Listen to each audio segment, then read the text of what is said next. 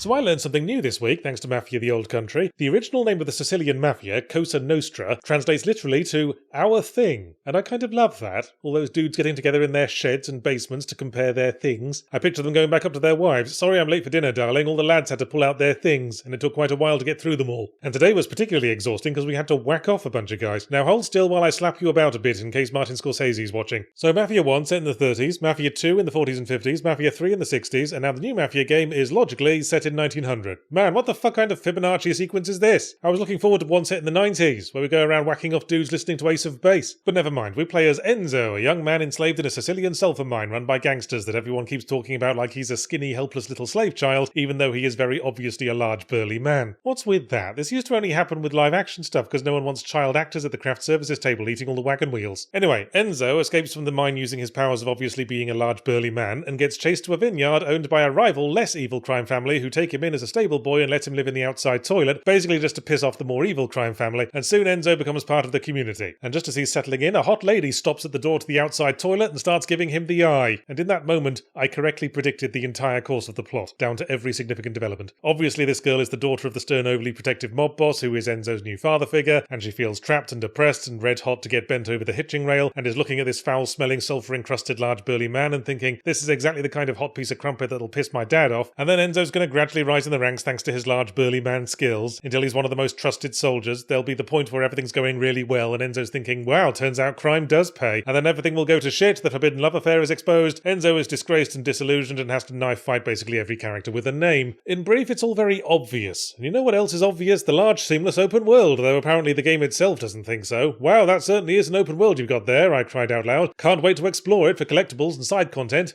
What? Went the game. What open world? What on earth are you talking about? Keep following this extremely linear series of plot points. I can't believe this has happened again. Yet another open world with bugger all purpose except to force you to commute across the map between story objectives. Although Mafia 2 was similar, if memory serves. And in contrast to Mind's Eye, there is at least a convenient skip travel button that will warp you straight to the next important bit. But in that case, why does the game have an open world in the first place? Our new all-in-one kitchen blender comes free with a garbage sack and a litter picker to help you clear up all the bits of debris it leaves behind. Well, thanks, but I'd prefer to just have a kitchen blender that doesn't spontaneously explode. There are times when you can go off the plotted route and explore the open world, but the moment you leave the current intended story area, all the life and chattering NPCs disappear and you're left exploring deserted back roads like you went off script on The Truman Show. So if I can't call it an open world game, I mean the Steam tags don't, what else could it be? A shooter? A stealth game? There's certainly shooting and stealthing in it, much in the way there's an open world in it, but I wouldn't call either the core system. No, let's just call it by the thing you'll be mostly doing. Ergo, Mafia the Old Country is a walk slowly behind NPCs waiting for them to finish gabbing off about shit you don't care about. Up. Oh joy, I do so love walk and talk sequences. They make me nostalgic for when my mother needed me out of the way and would keep me amused by letting me listen to audiobooks while riding back and forth on airport travelators all afternoon. It's fine to be primarily story focused if that's what you want to be, but it might help if your story wasn't utterly predictable and mawkishly melodramatic. So most of the chapters of the game consist of some establishing walk and talk, a long ride through the country, and eventually a token gameplay bit. Sometimes it'll be cover-based shooting in the classic press A to glue yourself to a chest-high wall while enemies pop up and down like Conrad Poos and his dancing teeth style, or it'll be a stealth mission which as usual entails crouch walking behind patrolling guards, distracting them with thrown objects, picking them off with the odd surprise chiropractic neck therapy of death, which is functional enough, dare I say fun, but it felt like after every single fucking successful stealth mission the game would go, nice job getting no alerts, but oh this is awkward, we kind of had an exciting shootout lined up for the next bit, so oh no you got spotted in a cutscene, clumsy you, shoot all the dudes. This is part of the reason I struggle to relate to the main character I suppose, because he never fucking listened to me. Enzo mate, what on earth was the fucking point of me working so hard to get you all the way through the opera house to the royal box without being spotted even once, if you're then gonna stab a dude and push him off the balcony into the crowd, and then stand there like a fucking nonplussed circus seal as a spotlight gets trained on you? Remember how you didn't listen to me about 8 hours ago when the boss's daughter was eyeing your bum cheeks and I said, don't you fucking dare, you've got a good thing going, pile up a load of grapes and discarded meat scraps into the shape of a woman if you need a wet dick that badly. You're wishing you did that now, aren't you? And while we're on the subject, next time someone challenges you to a knife fight, listen to me for once and just shoot them in the fucking head. I wasn't kidding earlier, every single boss fight with a named character in this game is an inescapable knife fight sequence, and they're all pretty much identical. Press parry if they attack, press dodge if they do super glowing attack, press super glowing attack if they block. It's like if fucking Dragon's Lair was set in Glasgow. In summary, switch to red background, Mafia the Old Country is even more aptly named than even it realises, because it certainly does get old very fast. It's old hat, old news, old ideas and old mechanics making the same old mistakes. Take it behind the old woodshed and treat it like old Yeller.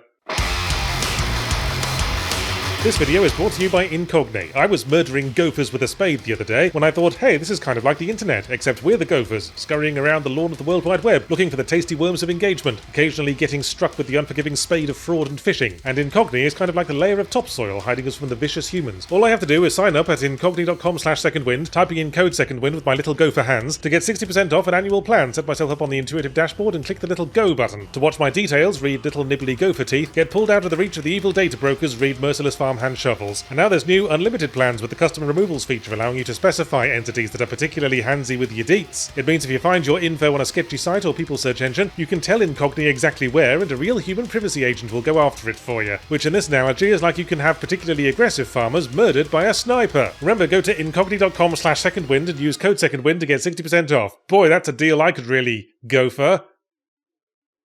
Don't edit out the awkward pause, it's part of the joke.